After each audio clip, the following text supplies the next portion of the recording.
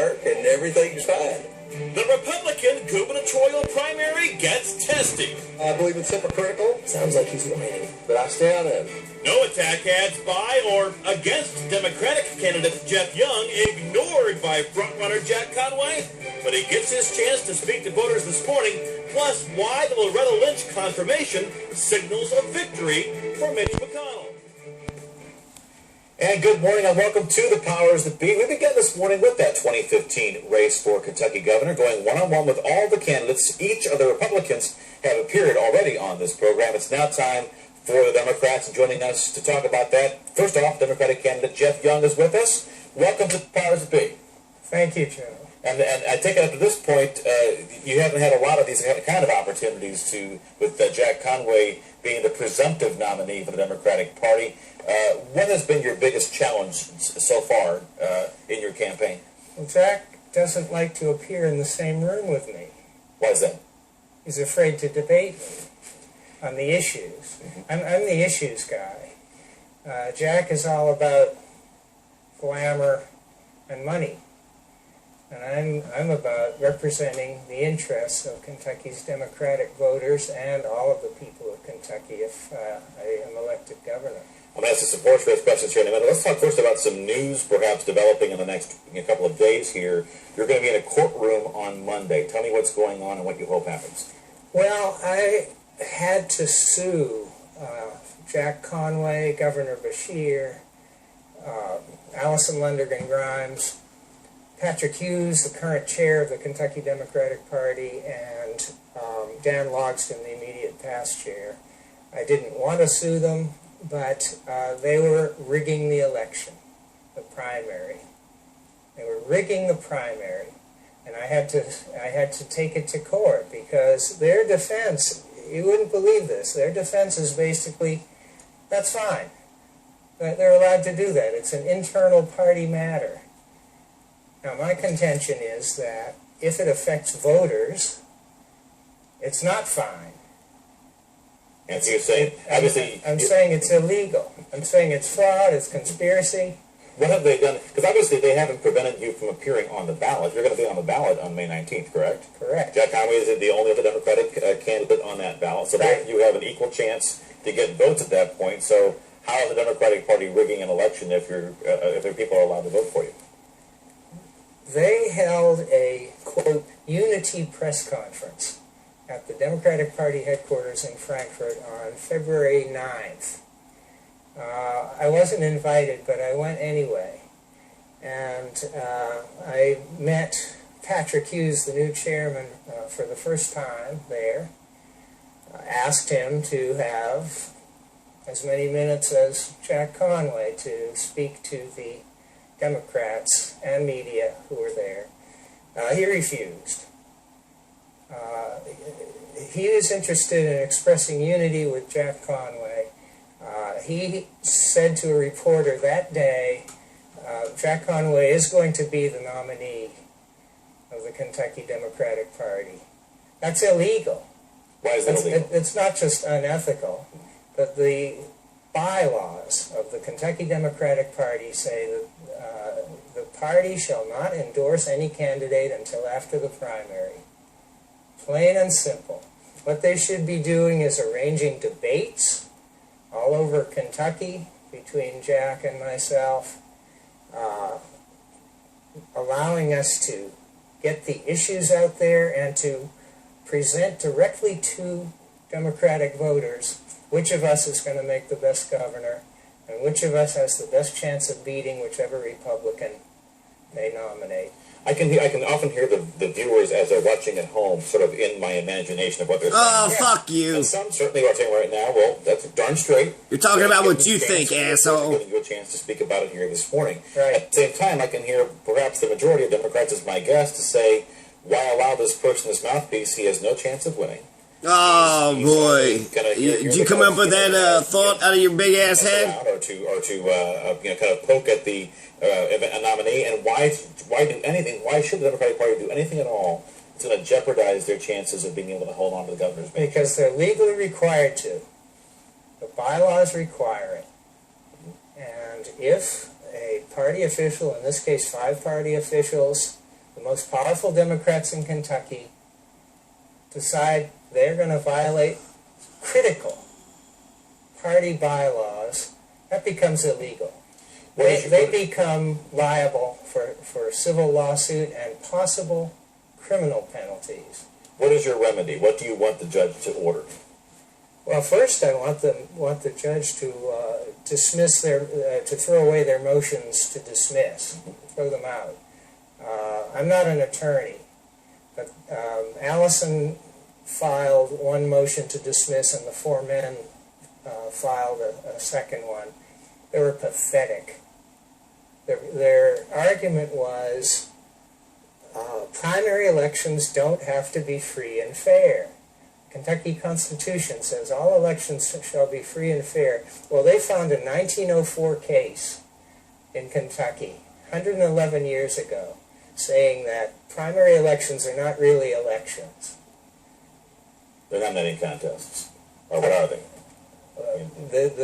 The court in 1904 made an offhand comment saying a primary is not an election, therefore it doesn't have to be free and fair. Do you want Jack Conway to be kicked off the ballot himself? I want him to quit. Quit the race? Quit the race. And what are the chances, though, do you think of that actually happening? I think the chances are about 95%. Really? I mean, honestly, I understand politics and bravado, that kind of thing. Yeah. You honestly think there's a 95% chance of Jack Conway quitting the race? Before the primary. Yes, I do. Legally speaking, I've got my hands around his neck, and I see no reason to let go. What are the horse race chances? Let's say that you somehow succeed in that. What are your chances against the Republican nominee this fall? Very high. Why? He's a true progressive, that's why. Understanding of the critical issues facing Kentucky. I have Talking about smirking. any of the four God, he can't stop himself from smirking.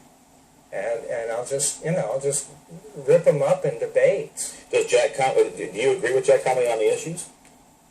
Depends which. I don't even know what his position on the issues are. He doesn't bother to tell anybody. Well, we'll talk about the issues when we come back here. Geoff Young is here. We're going to ask you about Connect, what you do as governor, about how you fix the pension crisis, as well as the issues that are most on your mind in your campaign. Geoff Young, our guest. We'll be right back with more of a conversation on the powers that be. And welcome back to the Powers that Be. Speaking with Democratic candidate for Governor Geoff Young with us. We should mention that Jack Conway also invited. Let's start with the issues. Connect. Conway didn't fucking show up, so it was going to be a debate. Expanded Medicaid and created that. Will that continue the same way under a Geoff Young administration? Same way or better. I feel that implementing what they call Obamacare in Kentucky was by far the best thing that Governor Beshear has done in his 2 terms in office. I support that. I support the Affordable Care Act. I support President Obama's incredible effort that went into getting that passed and implemented. We Democrats at least are trying to get more Kentuckians insured. How are you going to pay for the expansion of Medicaid when the reimbursement rate from the federal government begins to drop here in 2017? Comprehensive tax reform.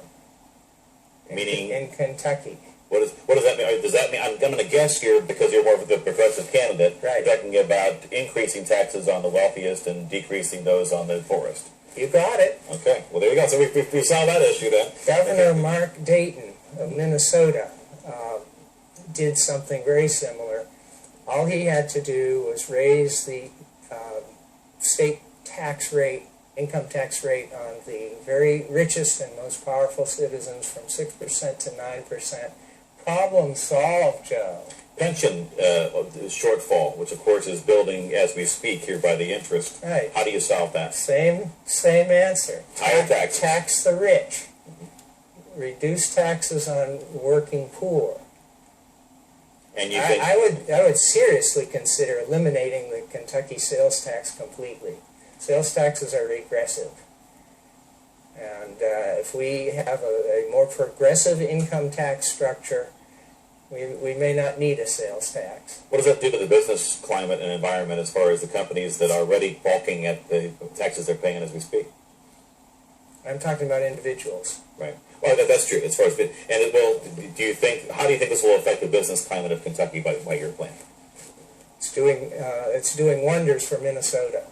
It'll be great. What else is your main priorities? Let's go ahead and show, folks. You brought in a banner with you this morning, and we have a graphic here to show you. This, I know, has been a big plank of your platform on the stump here. It has to do with abortion rates. How does that apply to Kentucky in your view?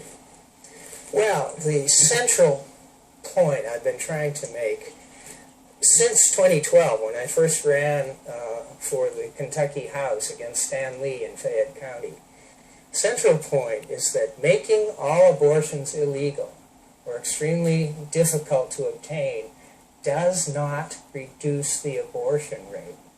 This is data from countries, regions all over the world. And you can see that in countries, regions where all abortions are illegal, the rate is actually higher. The central argument of the so-called right to life movement since 1973, when they organized to overturn the Roe v. Wade Supreme Court decision, has been that all abortions must be made illegal from conception on. Well, when you do that, the abortion rate goes up. And of course, the number of women who die in illegal, botched, back alley abortions skyrockets. Since it currently is... The right to life movement is wrong. And has been since the day it was founded. Do you think that... So you wouldn't change the law that is right now. You would just keep it and protect it as the status quo? Which law? The fact that the Supreme Court has ruled that a woman has a right to choose. I strongly support that decision. But as governor, what would you do differently, I guess, as far as that particular I would try to undo the right to life movement's legislative agenda for the last 42 years. They have implemented one useless, unnecessary restriction on abortion after another. Planned Parenthood and the Democratic Party have the right strategy to reducing the abortion rate. Right to life is wrong. Kentucky Democrats don't necessarily match national Democrats on issues like that. Right. Far more conservative. The Republicans. Is that what you're saying, Joe? You piece of shit. The Democratic Party members of Kentucky? Yes, definitely. True Democrats, if you're a real Democrat, not if you're a Republican Democrat. Of the members of the Right to Life movement, the followers, their heartfelt desire is to reduce the number of abortions that occur. I share that desire. And making all abortions illegal is exactly the wrong way to do it. Planned Parenthood has the right approach. Comprehensive birth control, sex education based on science, and access to abortion if needed. About 90 seconds left here. What other your big priorities you want to make sure your voters know about? I want to fight racism in Kentucky. And by racism, I mean institutional racism. Racism is not the same as prejudice among individuals. That, I fear, we'll always have with us. I think that's part of human nature. But racism, to me, equals prejudice times power, institutional power. Does Kentucky have institutional racism right now? You bet it does. And give me an example. The Kentucky Republican Party is a racist institution. Right before the election last November, Mitch McConnell and Steve Robertson, the chair of the Kentucky Republican Party, sent out mailers. Do you remember this? It says, election violation notice. You are at risk of acting on fraudulent information. Sent it to people all over Kentucky. I don't know how they selected who they were going to mail it to. But this is voter suppression. They were trying to scare people away from voting. You didn't even have to open the envelope to read the nonsense inside. The outside of the envelope, I believe, had the effect of intimidating a certain number of voters, and that's a felony. That's a felony election violation to intimidate voters. Why wasn't Mitch McConnell thrown in jail 2 days before the election last November? We'll be staying on the trail, and do you have a website we should go to for more information about your campaign? Young for Kentucky, YOUNG, number 4, ky.com. Thank you for coming in this morning. We appreciate that. That's Geoff Young, our guest. We have also extended, as I said, an invitation to Mr. Young's Democratic challenger, Jack Conway. He has declined to appear on the powers that be during the primary season. Kentucky's primary because he didn't want to talk to your stupid ass. May 19th. Well, next, you've seen the ads. Now the Republicans running for governor are accusing each other of unfair campaign tactics. Speaking of